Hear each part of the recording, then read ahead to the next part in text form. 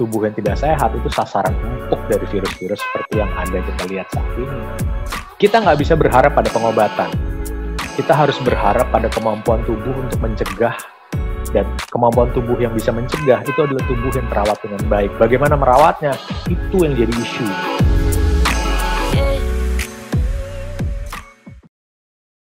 Oke, selamat malam semuanya. Terima kasih udah diberi kesempatan untuk sharing di sini. 501 Indonesia, top banget deh.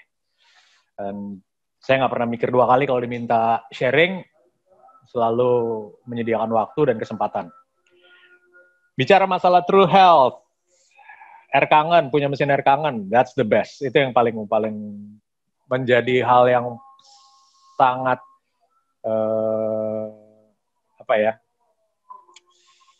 sangat signifikan terjadi dalam kehidupan saya semenjak punya mesin air kangen sekitar 6 tahunan yang lalu. Ada banyak cerita sih di sana, tapi True Health dan mesin air kangen itu udah nggak bisa dibantah lagi. Nah sekarang saya memasukkan True Health itu dengan kondisi kekinian. Kondisi kekiniannya seperti apa? Nah, kan kita sekarang sedang menghadapi masalah pandemi ini. Pandemi itu membuat kita harus ada di rumah, harus terhenti aktivitas, banyak hal yang nggak bisa dilakukan. Nah, kemudian kita sekarang memasuki era baru. Era baru di mana kita akan berhadapan kembali dengan aktivitas yang disesuaikan, dikondisikan, tapi masalahnya adalah problem pandeminya sendiri sebenarnya belum terselesaikan gitu. Belum ditemukan obat, belum ditemukan vaksin. Nah, bagaimana caranya kita bisa menghadapi kehidupan tersebut dengan tanpa melalui resiko, tanpa melalui masalah, tapi sebenarnya masalahnya sendiri masih ada. Bagaimana cara menghadapinya? Nah, punya mesin air kangen itu modal yang luar biasa untuk menghadapi kondisi tersebut. Herd immunity itu kan sesuatu yang disebut-sebut saat ini. Nah, menghadapi herd immunity itu seperti apa? Apa sendiri sih herd immunity gitu? Dan fungsinya punya mesin air kangen itu seperti apa? Bagaimana? Apa benefit yang bisa kita dapatkan dengan mempunyai mesin air kangen menghadapi kondisi baru tersebut? Oke, menghadapi herd immunity dengan air kangen. Punya mesin air kangen sih yang paling utama sebenarnya. Oke. Now, herd immunity. Boleh next slide, Mas Aris? Herd immunity. Apa sih herd immunity gitu loh? Di sini kita cari tahu dulu. Kan orang-orang mengatakan bahwa, ntar dulu Mas. Kan orang-orang mengatakan bahwa kita dituntun untuk bergerak ke titik yang namanya herd immunity di era yang akan datang ini, di mana kita akan berusaha kembali ke kehidupan seperti normal. Herd immunity itu yang digaungkan, disebut-sebut terus. Apa itu herd immunity? Nah, kita pilah hal tersebut secara terminologinya kita lihat. Herd, next Mas Aris. Apa itu herd? Herd itu diadopsi dari istilah yang sebenarnya kalau di bahasa Indonesia kan kita lebih kenal gitu, istilahnya kayak semacam kawanan. Jadi kebiasaan makhluk hidup di level kelas mamalia, dia tuh membentuk semacam komunitas kawanan. Nah, mereka tuh berkumpul karena memiliki semacam kesamaan satu sama lain. Nah, kesamaan tersebut membentuk semacam ikatan fungsi sosial. Nah, apa kaitannya ke masalah ini? Nah, kita balik lagi secara terminologi. Itu herd. Jadi semacam komunitas, semacam kawanan. Nah, immunity itu apa? Next, Mas Aris. Immunity itu konteksnya adalah sisi pertahanan tubuh. Otomatis ya. Mungkin kita udah akrab dengan istilah imunisasi, imunitas. Nah, immunity di sini konteksnya ke sisi pertahanan tubuh. Sebenarnya yang dieksplorasi, yang berusaha dieksplorasi, itu adalah kemampuan bertahan tubuh yang dia akan beradaptasi setiap ada ancaman. Di sini, masalah pandemi, kita bicara masalah virus corona. Nah, bagaimana tubuh menyikapi masuknya virus corona tersebut, atau mungkin bakteri lain, virus lain, parasit lain. Sebenarnya udah sering terjadi dari kita lahir kecil sampai usia sekarang. Itu sebenarnya udah sering terjadi. Cuma sekarang kan corona itu sesuatu yang baru. Nah, immunity di sini adalah sebenarnya memanfaatkan kemampuan tubuh menciptakan semacam sistem pertahanan yang spesifik untuk menghadapi masalah serangan mikroorganisme jasad renik, dalam hal ini virus corona, yang menyerang dari luar tubuh kita. Nah, kalau digabung kata tersebut, herd immunity adalah, next Mas Aris. Sebelum ini bisa ini next lagi, sorry maaf, itu tadi gimmick doang. Nah, next yang muncul, nah ini kan saya ngasih, sorry Mas, balik lagi boleh, maaf. Nah, ini saya ngasih gambar pertahanan tubuh itu kan sebenarnya ada dalam yang paling signifikan tuh ada dalam darah kita, jadi itu yang harus kita perhatikan kualitasnya. Next Mas Aris. Secara definisi sebenarnya adalah kumpulan manusia yang memiliki ketahanan tubuh sama. Itu herd immunity. Diharapkan manusia-manusia ini akan punya kemampuan untuk menghadapi masalah yang sama berdasarkan dari kemampuan tubuhnya menciptakan ketahanan. Bagaimana apa yang mereka ciptakan, yaitu kemampuan untuk mengatasi virus corona tersebut. Teks Mas Aris.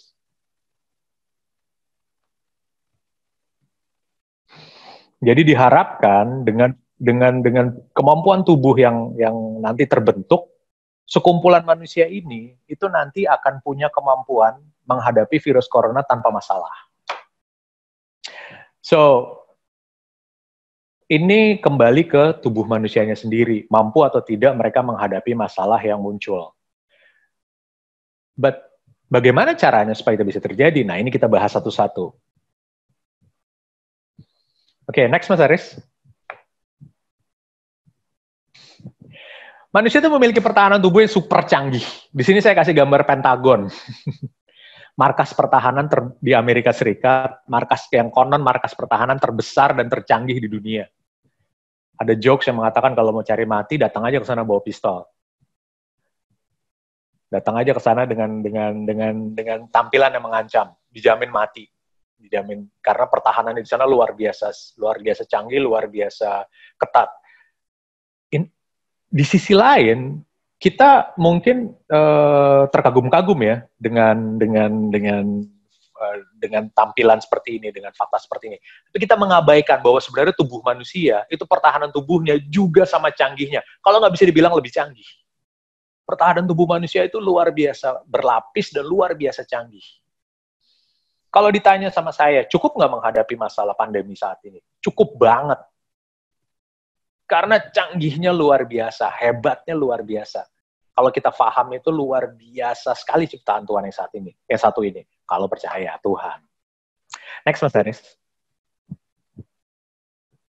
Nah, ini salah satu, ini cuma gambaran kecil ya, betapa bertahanan tubuh manusia itu punya susunan yang berlapis dan saling membantu dan saling mendukung, dan akibat dan sistem tersebut kalau terawat dengan rapi, terjaga dengan baik, itu luar biasa kokoh, luar biasa tangguh, dan tidak mudah sama sekali untuk ditembus. Whoops, sorry. Nah, ini semua kalau kita lihat satu-satu ya, ini kita telah satu-satu deh. Di situ tuh ada hal yang paling sering kita remehkan, amandel misalnya, yang kalau meradang terus sarannya adalah dioperasi, dibuang. Itu udah kesalahan yang paling fatal. Kenapa? Karena amandel itu sebenarnya garda terdepan pertahanan tubuh kita. Kenapa dia bolak-balik meradang pada beberapa kasus? Ya karena penyebab peradangannya ada terus, dan dia meradang duluan. Itu sebenarnya adalah pertahanan tubuh yang paling luar. Kemudian ada kelenjar getah bening, kemudian ada beberapa kelenjar endokrin, ada limpa, ada sumsum isi dalam tulang gitu ya. Itu tempat di mana sistem pertahanan tubuh kita juga diproduksi, darah diproduksi.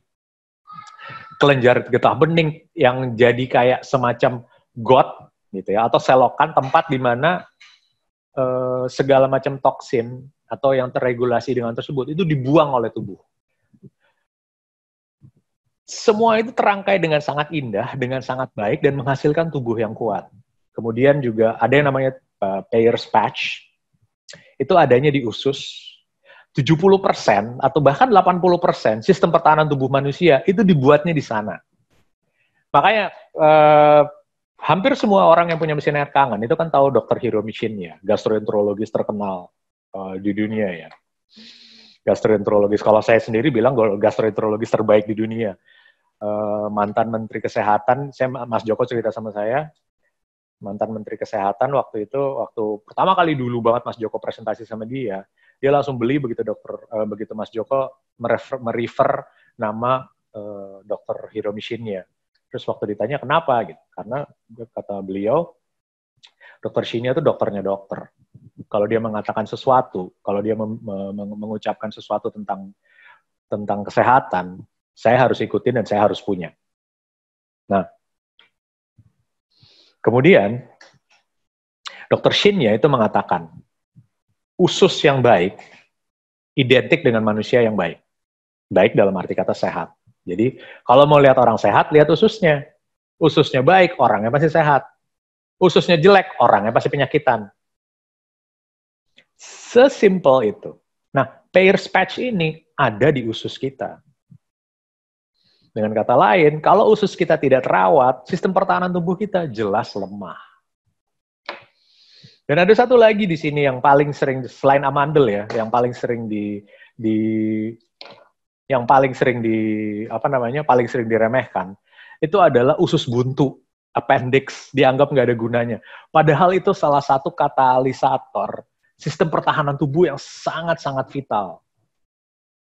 Nah, ini semua terangkai dengan baik menjadi sebuah sistem, itu menghasilkan tubuh yang luar biasa, tangguh, dan kokoh dalam menghadapi masalah. Jadi kita nggak bisa melihat secara parsial tubuh manusia itu seperti apa, kita harus melihatnya sebagai sebuah sistem, sebagai sebuah kesatuan. Nah, ini yang harus kita rawat dengan kondisi yang sama. Oke, next Mas Aris. Terkait virus, ini saya bikin analogi sederhana. Tapi sebenarnya ini memperlihatkan betapa canggihnya sistem pertahanan tubuh kita ya. Cuman digambarkannya sesederhana ini aja dulu. Ini contohnya kayak gini. Misalnya stimulan pertahanan tubuh kita tuh masuk dalam bentuk virus. Nah, sekarang kan yang jadi masalah utama kita kan adalah virus corona. Di sini ada virus corona. Lihat, saya kasih nomor 1 gitu ya. Saya kasih angka nomor 1. Virus corona muncul, dia masuk dalam tubuh manusia. Reaksinya tubuh apa? Langsung keluar nomor 2. Pasukan, katakanlah semacam pasukan perintis, langsung disiapkan oleh tubuh. Dia langsung menghadang. Jadi yang dilakukan oleh pasukan itu, dihadang duluan virus yang masuk. Masuk ke nomor 3, perang terjadi di sana. Tapi waktu perang terjadi di sana, itu tidak sesederhana itu sebenarnya. Kenapa? Karena sebenarnya tubuh mengobservasi, dilihat kondisinya seperti apa, musuh yang masuk ini seperti apa. Kemudian muncul nomor 4, ada semacam messenger. Messengernya membawa berita ke otak. Dengan kecepatan tinggi dia datang ke otak, ngasih datanya, nih musuh kita tuh kayak gini. Di otak nomor 5, dianalisa, dicek. Ini musuh kayak gini udah pernah ada atau belum? Kalau udah ada, kita udah punya nih obatnya, kita udah punya cara melawannya, cara membunuhnya udah punya. Tapi kalau belum punya, kita kalkulasikan cara yang seperti ini. Udah, dikirim pasukan nomor 6. Pasukan baru dikirim untuk melawan. Nah, pasukan ini datang dan berusaha dengan persenjataan yang mereka miliki, itu berusaha mematikan virus yang datang. Nah, fase nomor 4, 5, 6, 7 ini akan berulang-ulang. Kalau misalnya virusnya ternyata nggak mempan, balik lagi ke nomor 4. Beritanya balik lagi ke otak. Nggak mempan. Dibikin yang baru. Balik lagi nomor 6, nomor 7. Terus berulang-ulang kalau perlu. Sampai nanti masuk ke nomor 8, di mana musuhnya bisa dimatikan. Musuhnya bisa dilumpuhkan. Kalau musuhnya udah dilumpuhkan, ya udah dibungkus pakai lendir, atau dimakan, dibuang dari tubuh kita. Nah, yang sederhana kalau mau lihat kayak gini kan sebenarnya simple. Banyak yang bingung, kenapa ya kalau misalnya kalau kita bicara virus yang paling sederhana virus influenza. Kenapa kalau baru flu, lendirnya itu beda sama kalau kita udah mau sembuh. Kalau udah mau sembuh, lendirnya cenderung berwarna. Sementara kalau baru, lendirnya cenderung biasa aja. Ya itu sebenarnya kondisinya seperti ini. Lendir orang yang udah mau sembuh, kenapa berwarna? Karena dia fungsinya udah membungkus virus, bakteri, atau apapun yang sudah dilumpuhkan dan mau dibuang dari badan. Kondisinya seperti itu. Nah, konteksnya kurang lebih seperti ini. Nah, kalau udah sampai nomor 8, berarti kan senjatanya udah ada. Dikirim ke nomor 9. Dikirim ke otak, oleh otak di data. Di data, diketahuan bahwa, sekarang kita udah punya cara menghadapi virus model ini. Di data, disimpan datanya. Rapi sekali. Nah, kalau kita bicara seperti ini, kita kan paham betapa canggihnya sistem pertahanan tubuh manusia. Jadi nanti kalau misalnya corona datang lagi, nomor 1 datang lagi, badan kita udah punya sistem pertahanan. Nah, sistem ini yang diadopsi sebenarnya oleh manusia bertahun-tahun yang lalu, gitu ya. Pencetusnya Louis Pasteur, kalau nggak salah, itu yang kita kenal sekarang dengan istilah vaksinasi. Kondisinya kurang lebih mirip seperti ini dengan analogi yang sesederhana ini sebenarnya. Ya tentunya dengan kompleksitas yang jauh lebih tinggi. Tapi analoginya sebenarnya sesederhana ini. Nah, ini yang diharapkan terjadi waktu kita nanti berhadapan dengan virus corona saat ini. Nah, herd immunity kalau dilihat dari pemahaman ini, dari paparan ini kan sederhana sebenarnya. Tapi ini tapinya, kita lihat latar belakang, kita lihat kondisinya seperti apa. Kan tidak semuanya akan berjalan ideal. Kalau misalnya semuanya berjalan segampang ini, ya corona tidak akan menciptakan korban sejumlah yang ada sekarang, bisa membuat dunia berhenti seperti sekarang. Apa sih sebenarnya masalahnya? Next, Mas Aris. Ini masalahnya. Sistem imunitas itu hanya berfungsi secara maksimal dalam tubuh yang sehat. Kalau tubuhnya nggak sehat, jangan harap imunitasnya bekerja dengan baik. Bekerjanya secara parsial, bekerjanya satu titik lebih kuat, satu titik lemah, komunikasi antara areal sakit dengan otak berjalan lambat, kondisi tubuhnya tidak ideal untuk pasukannya bekerja melawan virus. Banyak sekali kendala-kendala yang akan dialami oleh tubuh yang tidak sehat. Kalau tubuhnya tidak sehat, jangan harap sistem imunitas itu bisa bekerja maksimal. Nah, orang-orang yang tidak sehat, dicemplungkan ke masalah, gitu ya. Jangan harap juga mereka akan masuk dalam golongan yang disebut sebagai herd immunity tadi. Mereka adalah calon korban, bukan calon orang yang survive. Next, Mas Arief.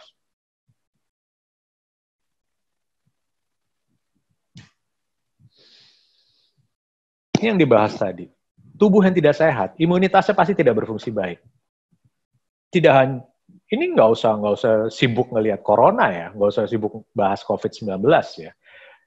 Doesn't have to be COVID-19 isu di sini. Kalau Anda bolak-balik kena flu, itu berarti Anda udah nggak sehat. Kenapa? Karena Anda gampang terserang flu. Orang yang gampang terserang flu, sekarang mungkin bisa menjawab dengan kata, oh gampang tinggal minum obat influenza, tinggal minum anu. Ya, kalau sudah ada obatnya, bagaimana dengan penyakit yang belum ada obatnya seperti COVID-19 saat ini? Tubuh yang tidak sehat itu sasaran empuk dari virus-virus seperti yang ada kita lihat saat ini. Kita nggak bisa berharap pada pengobatan. Kita harus berharap pada kemampuan tubuh untuk mencegah. Dan kemampuan tubuh yang bisa mencegah itu adalah tubuh yang terawat dengan baik. Bagaimana merawatnya? Itu yang jadi isu. Sejauh ini, saya sendiri anaknya dokter ya. Saya anaknya dokter, saya cucunya dokter.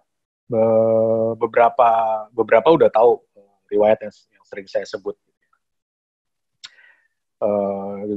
Kakek saya tuh dokter yang gelarnya lengkap lah. Dia dokter yang doktor gitu ya, yang PhD, terus sama negara dikasih gelar profesor.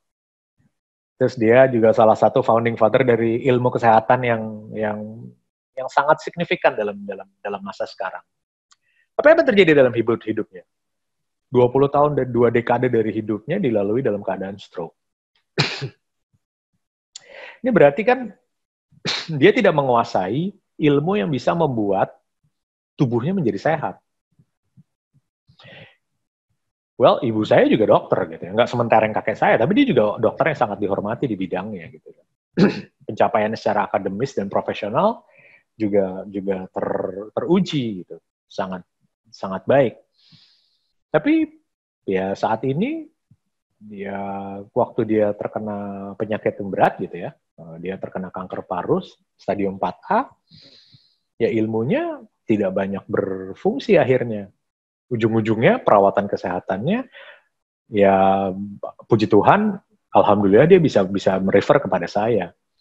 Dan sejauh ini, ya alhamdulillah juga berjalan sangat baik kondisi. Nah, ini kan memperlihatkan dari 2 contoh yang saya sebut, dan itu sebenarnya mewakili banyak sekali fenomena di dunia kesehatan kita. Kita hidup dalam kerangka berpikir yang sebenarnya sangat tidak ideal untuk mewakili dunia kesehatan, untuk membawa kita menghadapi kehidupan. Kita itu dibiarkan untuk menghadapi kehidupan dalam kondisi yang sebenarnya sangat tidak ideal. Sangat tidak idealnya apa? Mayoritas kita dibiarkan sakit dulu. Baru nanti kalau sudah sakit, dunia kesehatan yang ada, ilmu kesehatan yang ada, akan bertindak, memberikan obat. Kita dibuat sakit dulu. Baru kemudian ada tindakannya seperti apa. Mau tindakannya memberi obat, mau tindakannya berupa pengobatan yang invasif, apapun gitu ya. Anda baru didiagnosa kanker, kemudian disarankan kemoterapi, disarankan masektomi atau apapun, itu Anda nunggu sakit dulu. Tidak ada langkah signifikan dalam dunia kesehatan yang mencegah seseorang terkena kanker. Dan ini sudah berlangsung bertahun-tahun. Walaupun sebenarnya ilmu kesehatan, ilmu kedokteran, basisnya tidak seperti itu. Ilmu kesehatan, ilmu kedokteran, kalau kita mengacu pada ungkapannya Hippocrates ya, bapak kedokteran dunia gitu ya, bapak kedokteran kuno gitu. Yang dia katakan tuh kalimat yang sangat terkenal adalah jadikan makanan kita sebagai obat. Maksudnya dia adalah apa yang kita makan, apa yang kita minum itu seharusnya mencegah kita dari sakit. Dengan kata lain, sebenarnya ilmu kesehatan dari akarnya, dari roots-nya itu mengatakan bahwa kalau mau sehat, ya jangan sakit. Kalau mau sehat, rawat tubuhnya supaya tidak sakit. Karena gaya hidupnya tidak dijaga, ilmu tentang merawat kesehatan tidak dijaga, imbasnya salah satu turunan yang paling signifikan merusak kehidupan adalah ini.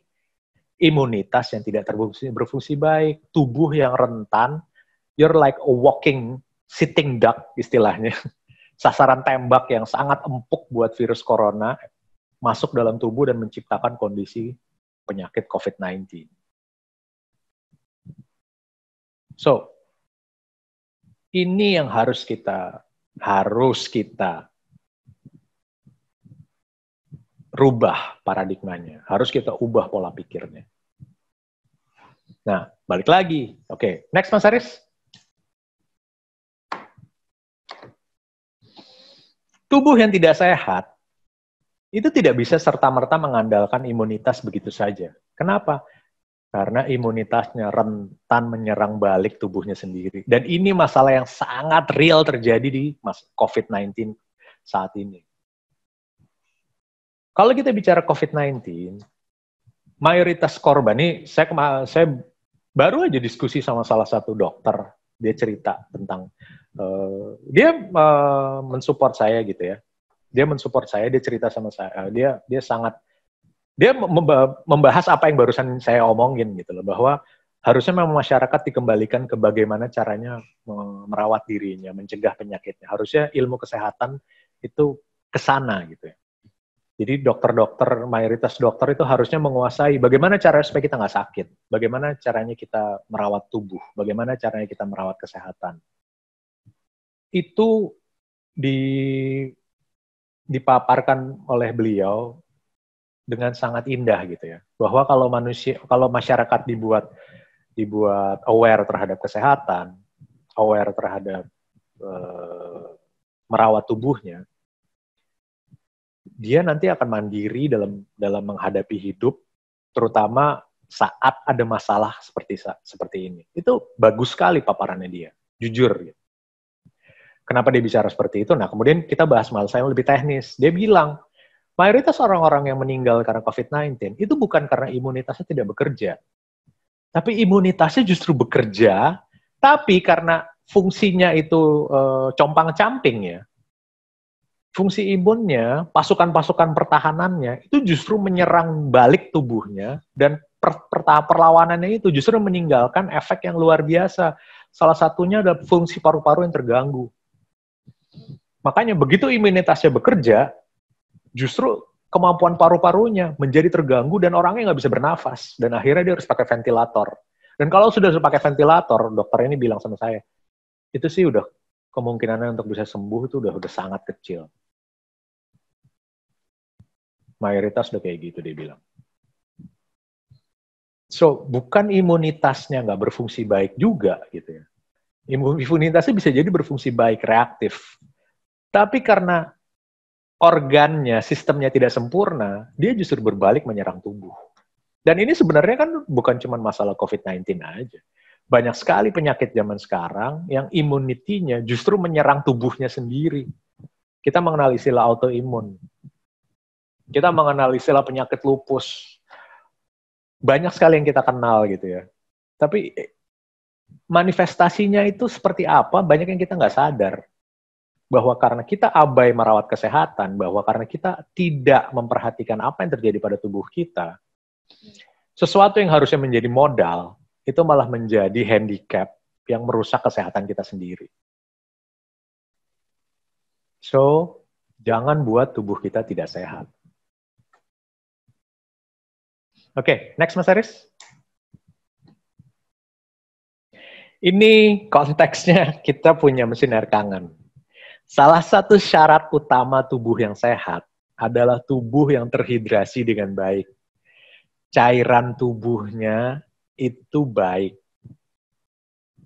Keperluan tubuh terhadap air, akses tubuh terhadap air, itu ada. Well-hydrated body is a very healthy body. Banyak banget yang nggak paham hal ini. Banyak banget yang memandang remeh hal ini. Padahal ini hal yang sangat krusial dan sangat signifikan. Next, Mas Aris. The best way untuk menghidrasikan tubuh itu ya dengan air yang bisa berfungsi juga dengan baik. Airnya itu harus punya karakter molekul, kumpulan molekul yang masuk ke dalam selnya itu gampang. Nah, kita udah kenal istilah microcluster. Kemarin ada istilah apa? Well infiltration. Ya pokoknya adalah gitu. Tapi sebenarnya sudah sesederhana itu sih. Kenapa? Karena kalau klasternya itu kecil, kumpulan molekulnya itu kecil-kecil, masuk ke dalam sel tubuhnya, lewat lubangnya, jalan masuk ke dalam selnya, itu mudah. Nah, kalau sel-sel tubuh kita yang triliunan ini terisi air dengan baik, hidrasi tubuh kita juga gampang.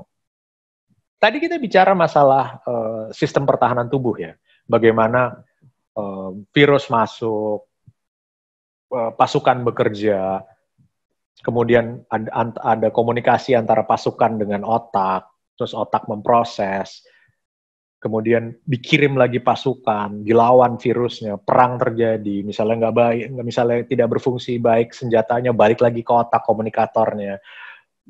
Itu semua bisa terjadi. Modalnya apa? Air.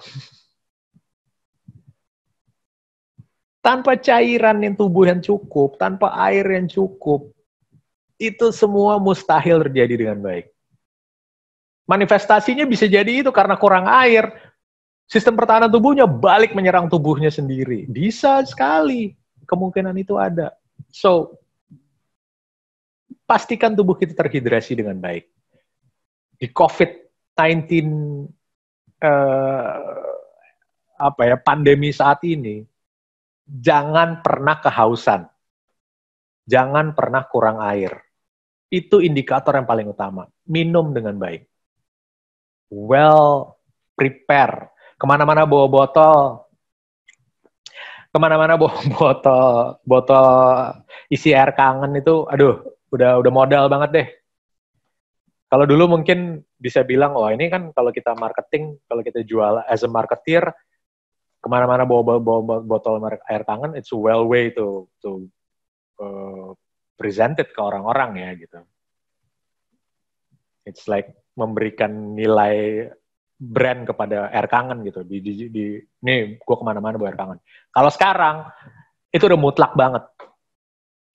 Bawa air kangen yang fresh keluar dari mesin, ditutup rapat, bepergian sama itu modal utama kita untuk menghadapi kondisi herd immunity saat ini.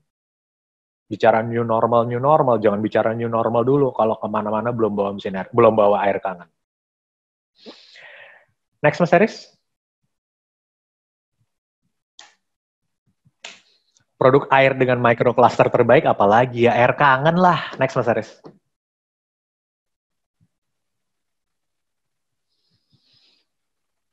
Air kangen, air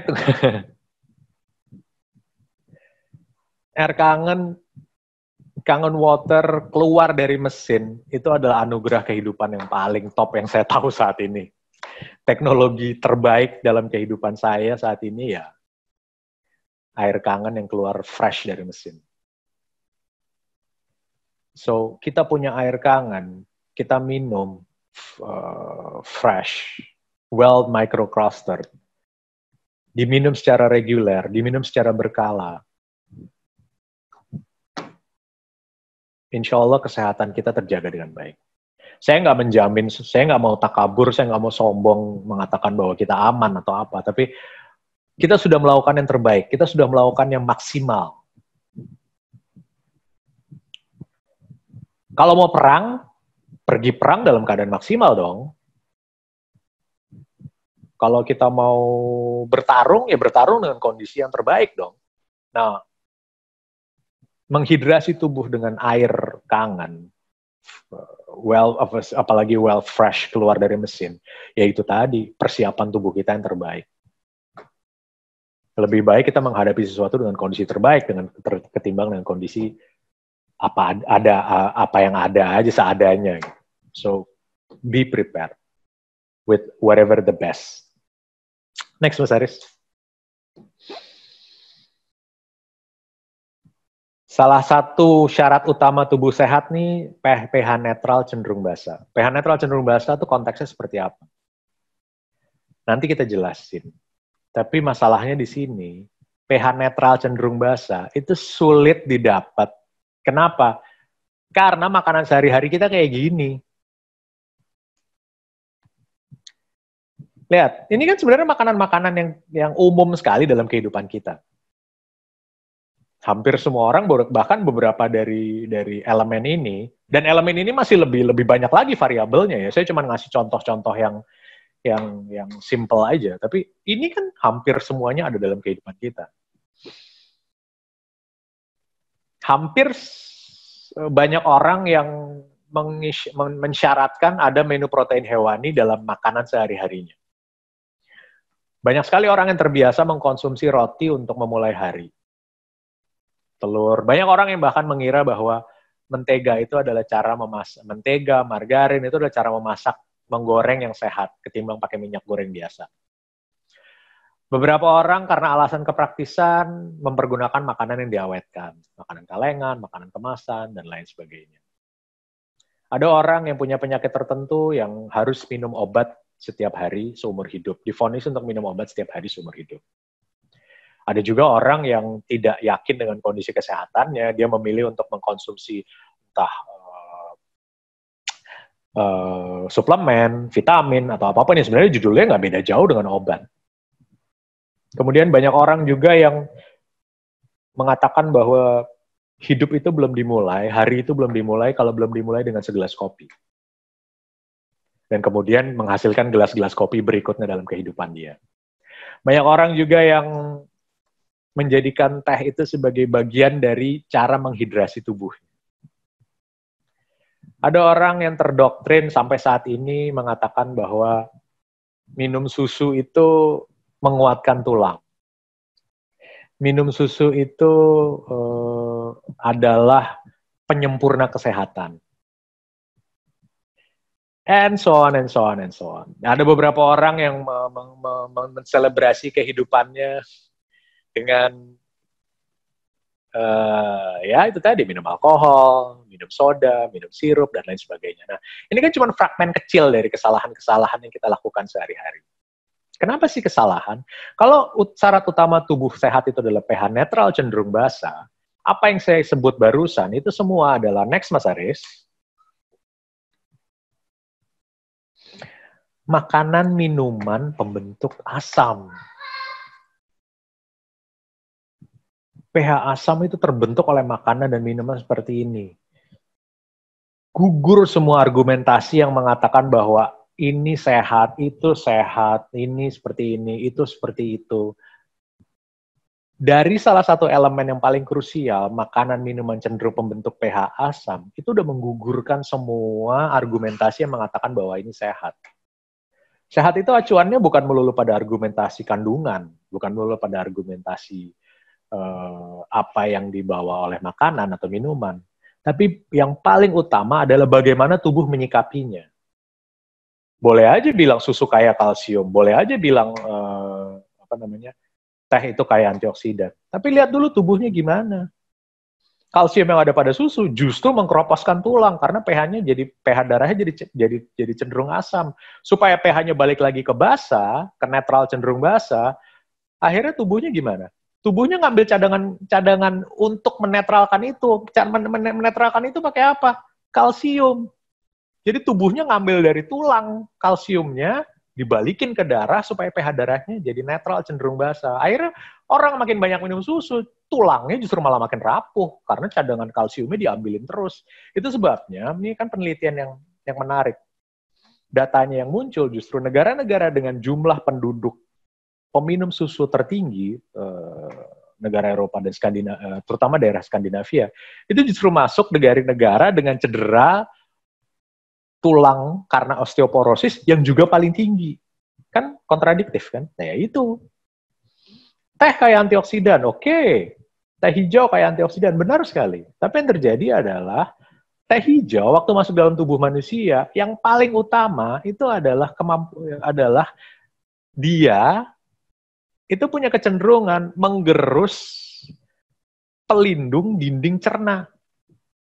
Lendirnya, mukusnya itu digerus, dibuat kering, dan akhirnya rentan luka. Makanya kata Dr. Hiro Mishin orang yang minum teh hijau, rutin minum teh hijau, itu ususnya pada luka-luka, ususnya pada jelek-jelek.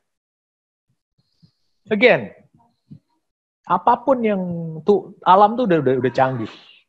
Alam tuh keren banget. Segala sesuatu yang tidak sesuai dengan peruntukan dasarnya, di sini adalah makanan minuman pembentuk asam, itu sama sekali bukan pembentuk tubuh sehat. Apapun klaim di belakangnya. Apapun argumentasi penjelasnya. Fakta utamanya adalah tubuh menolak. That's it.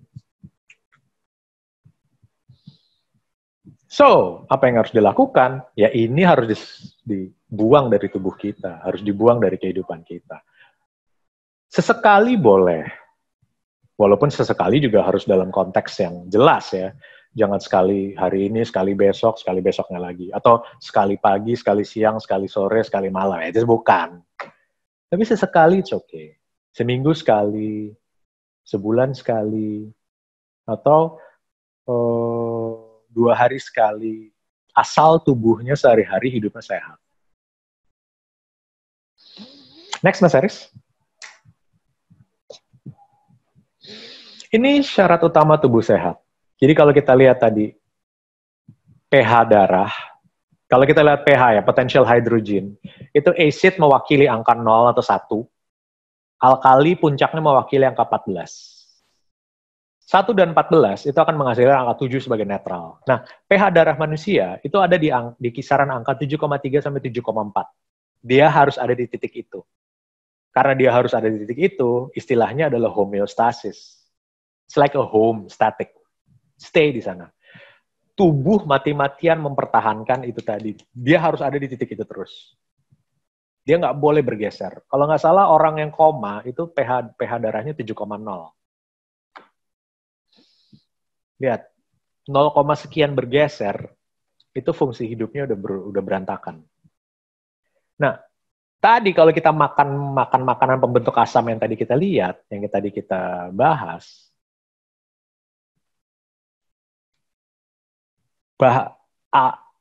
pH darah kita akan terus terdorong ke titik asam. Asam basa, dia akan terdorong ke titik asam. Waktu dia terdorong ke titik asam, tubuh akan mati-matian berusaha mempertahankan supaya dia tetap di titik basa. Nah, upaya mati-matiannya ini, itu yang bikin kita sakit. Energi tubuh yang dihabiskan untuk membuat dia terus netral, cenderung basa, itu yang membuat kita sakit. Itu yang membuat tubuh kita rapuh dan suatu saat nggak kuat.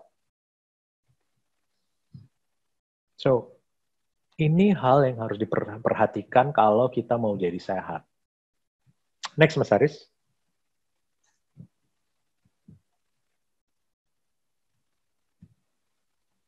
pH netral cenderung basa. Next, Mas Haris. Dengan punya kangen water. Itu adalah, sorry. Belum, Mas, belum. Sorry, kecepatan ngomong next. Pembentuk pH basa terbaik. Kenapa saya katakan terbaik? Karena produk-produk air basa di luar sana udah banyak ya. Ada yang pH-nya 8,5, ada yang disebut sebagai produk air premium atau apapun gitu. Tapi masalahnya adalah untuk menjadi air yang bersifat basa, ada karakter yang harus mutlak jadi syarat utama di sana, yaitu rasio kalsium magnesiumnya harus alami. Nah, air kangen karena dia prosesnya kan lewat listrik ya. Karena prosesnya itu menduplikasi apa yang terjadi di alam. Kalau kita kenal dengan air di orang Muslim kenal dengan air Zam-Zam, orang yang pilgrim ke daerah tertentu seperti Lourdes kenal dengan air Lourdes, terus di Okinawa juga airnya konon seperti itu, di beberapa daerah lainnya itu pH-nya basa dengan rasio kalsium dan magnesium yang ideal. Nah, penelitian yang menghasilkan air kangen itu bisa menduplikasi hal yang sama. Jadi rasio kalsium magnesiumnya itu menjadikan dia basa yang sempurna untuk tubuh. Kalau nggak salah rasio kalsium magnesiumnya sekitar 2:1. Nah, itu yang sudah diduplikasi sama produk-produk kemasan, air kemasan. Kenapa? Karena air kemasan itu kan dia dipajang. Dari mulai dia diproduksi sampai dia dipajang dan kemudian dibeli sama konsumen, itu nggak bisa ditentukan waktunya. Jadi dia harus bersifat basa secara konsisten. In a consistent base, dia harus terus begitu. Sementara air dengan pembentuk pH basa alami ini, itu nggak bisa kayak gitu. Based on time, dia akan berkurang sifat basanya. Coba aja deh, keluarin air kangen, taruh di satu tempat, waktu baru keluar tetesin pH tester, lihat warnanya apa, kemudian kita diamkan gitu, airnya didiamkan, ambil lagi sebagian, tetesin pH tester. Warnanya udah berubah. Nah, yang alami itu kayak gitu. Even mau air Zam-Zam, even mau air, semua sifatnya sama. Nah, kalau produk yang dijual kayak gini, ya dia nggak laku atau tidak memenuhi ketentuan. Jadi gimana? Ya konteksnya beda. Mereka nggak mempergunakan logika cara yang sama, konsep yang sama untuk membentuk rasio kalsium magnesium yang ideal. pH basanya itu didapat dengan menggunakan pemakaian bubuk kalsium dan bubuk magnesium dengan rasio yang berbeda. Supaya dia bisa awet terus, supaya dia bisa stabil terus. Nah, masalahnya, cara seperti ini, balik ke hukum yang paling awal tadi, diterima oleh tubuh atau tidak? Diterima dengan baik oleh tubuh atau tidak? Tidak juga. Atau paling tidak, kita tidak tahu. Karena hukum alam tidak seperti itu. pH netral cenderung basa, itu terjaga dengan baik kalau kita minum air pembentuk basa yang didapatnya dengan cara terbaik pula. So, kangen water, kalau kita bicara pembentuk basa, itulah yang terbaik. Kan kita nggak selamanya ada di dekat sumur Zam-Zam, sumur Lourdes atau apa gitu ya.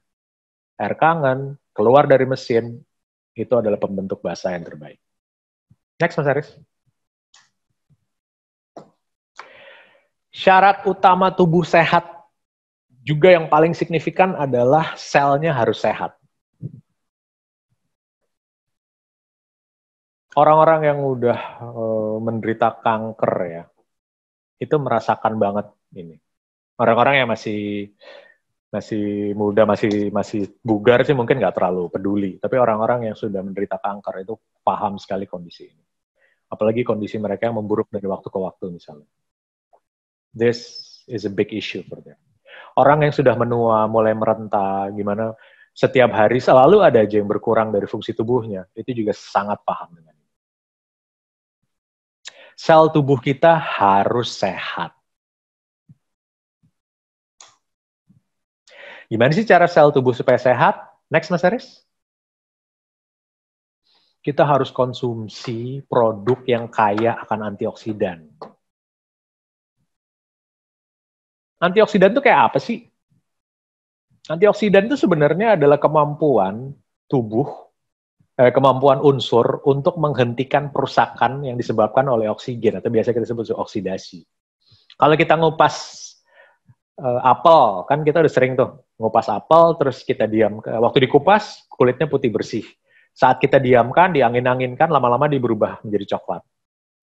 Besi, waktu baru, kokoh, kuat gitu ya. Tapi setelah dia terkena oksigen, berjalan sesuai waktu, lama-lama karatan. Itu oksidasi di sana. Dan itu juga terjadi pada sel tubuh kita. Selama kita menghirup oksigen, pasti akan ada sel dalam tubuh kita yang rusak. Semakin banyak paparan oksigen tersebut masuk dalam tubuh kita, semakin banyak sel-sel tubuh yang rusak. Semakin kita menua, proses yang sama bisa terjadi. Nah, antioksidan itu mencegah kerusakan tersebut. Kalau kita bicara hal yang lebih rumit gitu ya, dalam molekul itu ada kan atom-atomnya. Atom yang berputar itu kalau kena oksigen, salah satunya akan hilang. Nah, antioksidan masuk dalam tubuh kita, dia menyumbangkan atom baru supaya molekulnya tidak rusak. Molekulnya kemudian merangkai membentuk sel, sel-selnya sehat, selnya tidak mudah rusak, orangnya juga tidak gampang sakit, orangnya akan jadi awet muda. Nah, kalau kita bicara produk yang kaya antioksidan, Kangen Water is the best. Tapi ya Kangen Water yang keluar dari mesin ya, bukan Kangen Water yang keluar dari mesin terus didiamkan lama. Fresh keluar dari mesin, Kangen Water is the best antioxidant container buat tubuh kita. Next, Mas Aris.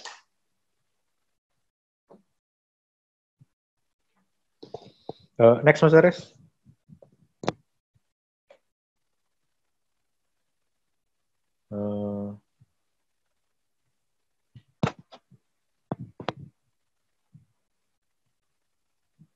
Oke, mesin air kangen kalau fresh dari kalau airnya keluar fresh dari mesin, kalau dulu bahasa yang disampaikan sama saya tuh freshly charged, baru dinyalain mesinnya gitu ya. Kalau nggak salah 40 detik pertama, itu antioksidannya melimpah ruah. Dan kalau bisa dimasukin dalam tubuh, kalau bisa minum yang keluar itu deh. Itu antioksidan yang terbaik. Kalau kita bicara manfaat ya, kalau kita berusaha mendapatkan manfaat yang terbaik, kalau kita membuat sel-sel tubuh kita sehat, the best way itu ke sana. Dulu saya juga pernah bahas, dan kaitannya juga bahkan nggak cuman ke sisi fisiologis fungsional ya.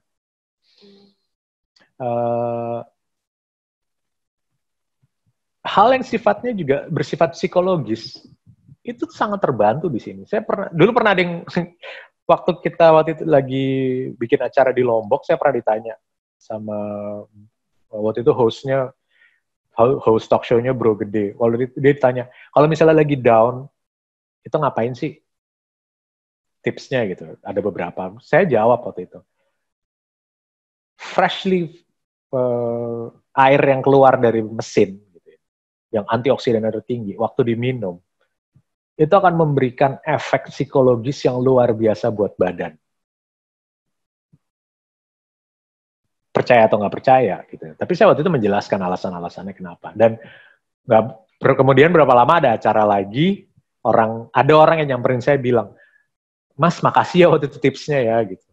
Saya pernah depresi banget, pernah stres banget, terus saya ngerjain apa yang Mas bilang, fresh minum air kangen. Bener loh, saya jadi tenang. Masalahnya masih sama, tapi saya jadi lebih tenang.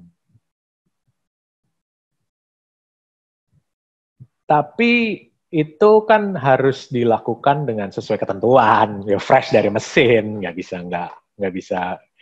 Kalau nggak keluar dari fresh dari mesin ya nggak tahu juga ya, saya belum pernah nyoba. Ya mungkin juga bisa sih, tapi yang saya tahu pasti sih fresh dari mesin. Oke, next Mas Aris. Ya, belum. Segelas air yang segar keluar dari mesin, tergantung dari kapasitas mesinnya ya. Itu minus antioksidan levelnya kan dari mulai minus 150 sampai minus 800. Oxidation reduce potential, satuannya ORP. Nah, ini kalau kita bisa bilang harta karun buat kesehatan, ini itu harta karunnya kesehatan. This is the best.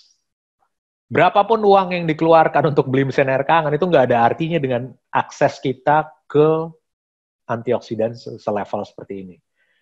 Kalau kita tahu untuk bisa mendapatkan antioksidan dengan jumlah seperti ini, berapa yang harus kita makan dari buah segar, sayuran segar, makanan kaya antioksidan yang harus kita makan, harus kita minum untuk bisa mendapatkan level seperti ini.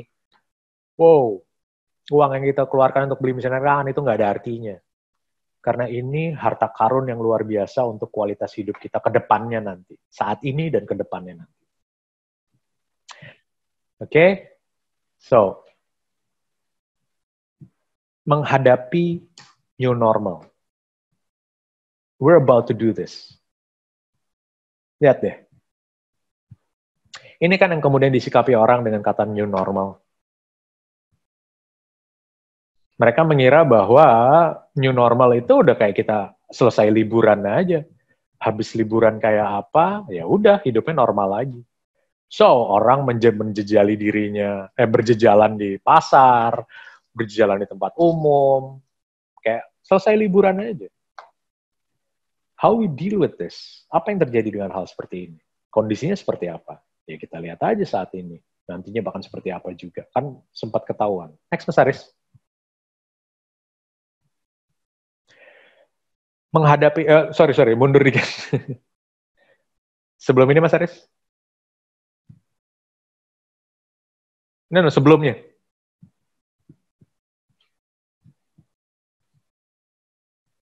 Ya, sorry, sebelumnya. Itu sebelumnya? Wait. Belum, sebelumnya Mas, before. Sebelumnya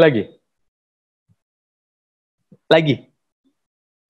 Nah, kalau kita menghadapi ini dengan klasifikasi yang kita bilang tadi, tanpa tubuh sehat, kita udah paham kan? Tubuh kita nggak siap menghadapi masalah ini. Tubuh kita nggak bisa memasuki fase new normal. Kalau ya, next Mas Aris. Next lagi. Ini kita sama aja bunuh diri. Saya baru dapat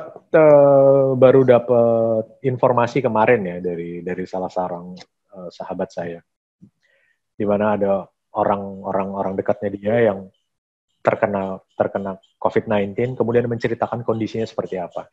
Banyak di antara kita yang menyepelekan ya, walaupun sebenarnya nggak terlalu salah ya, bahwa kalau tubuhnya sudah membentuk imunitas, kalau tubuhnya sudah berhasil mengalahkan virusnya ini, ya udah hidupnya normal lagi.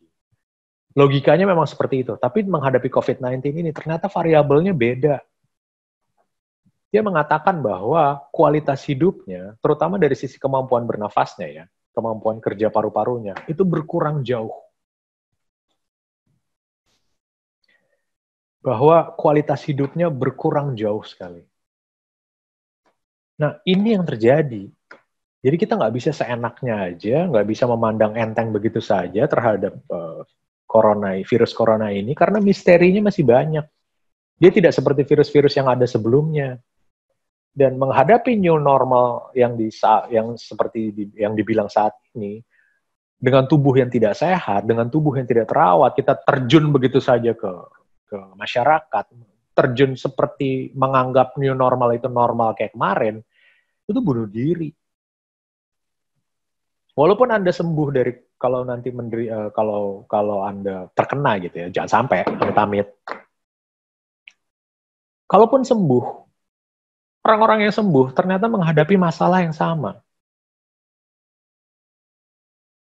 Ternyata menghadapi masalah yang tidak 100% pulih dari kondisinya seperti dulu. So, be very careful. Cari usaha, konsisten, komitmen untuk jadi sehat. Next, Mas Aris. Menghadapi new normal tidak bisa tidak. Tubuh harus sehat.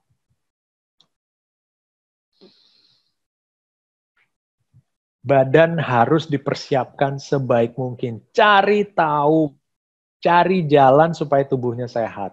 Buat tubuhnya menjadi terawat. Jaga kesehatan. Ini nggak main-main. Gitu. Saya udah bicara merawat kesehatan, saya udah bicara mencegah penyakit tuh udah bertahun-tahun. Tapi saya belum pernah dapat momentum kayak sekarang ini. Cerita tentang air kangen, justru sekarang nih saya, lagi getol-getolnya. Kenapa? Karena ini momentum yang pas. Dulu orang masih bisa bilang, mahal, ntar deh, kan gue belum sakit, apa segala macam. Sekarang ini momentumnya, ini yang bisa kita katakan. Mau tunggu sakit dulu? Mau sakit COVID-19?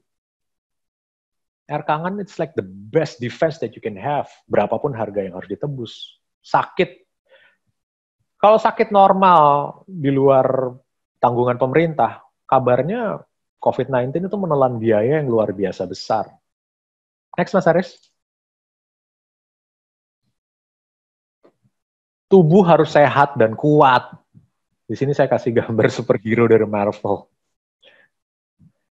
You have to be very strong, you have to be very healthy untuk menghadapi kondisi saat ini.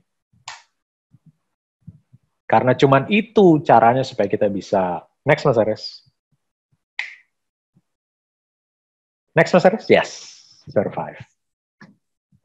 Kalau mau survive, buat tubuh kita sehat. Oke, next, Mas Aris. Punya mesin air kangen itu adalah cara terbaik jadi sehat. Wow, ada yang baru bilang, biaya rumah sakit untuk COVID-19 untuk 14 hari 155 juta sampai 200 juta. Bisa dapat berapa mesin? You can have the best air kangen machine. So, memiliki mesin air kangen, berapapun harga yang harus kita bayar untuk itu, adalah cara terbaik untuk menjadi sehat. So, pilih yang terbaik. Cari yang terbaik. Find a way. Next, Mas Aris. Memasuki era new normal, supaya kita bisa bertahan di herd immunity saat ini, ya kita harus punya produk yang terbaik juga gitu loh. Kita harus menjalankan apa yang harus kita punya. Kita harus menguatkan tubuh kita. Kita harus merawat kesehatan. Kita harus mencegah penyakit sebaik mungkin, sehebat mungkin. Caranya gimana? Ya punya mesin air kangen lah. Kita harus berani gitu, bukan berani, harus punya sesuatu yang signifikan untuk menghadapi kondisi saat ini. Perisai terbaik untuk menghadapi kondisi herd immunity saat ini, menghadapi new normal saat ini, punya mesin air kangen.